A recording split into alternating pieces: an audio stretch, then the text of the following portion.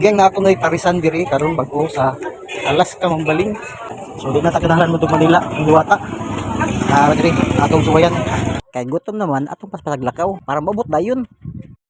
Tara, nabot nami ug mao ni lang mino among gibasa dayon. Basaha lang pud ninyo. Ay kung sugo kay kapoy kog lakaw. Char. ug saway paglangay order dayon ta kay gutom na kayo.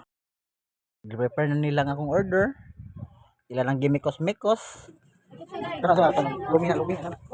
Darang sabaw lami kayo. Napay mga tambok ng lutaw. Muna siya.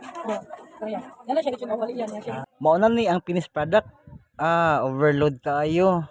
Na itlog, na chicharong bulaklak, tambok sa baka, lechon kawali, mami, ug ang sabaw. Oh, ikay ni bahala sa imong timpla, na limonsito ug mga pampalasa. Gusto kag hang ug parat, ikay bahala. Mao na ni.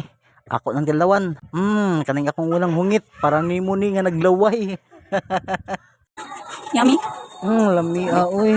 Ang chicharon, ang itlog, ang mami, ang lechon kawali, ang sabaw, ang tambok sa baka.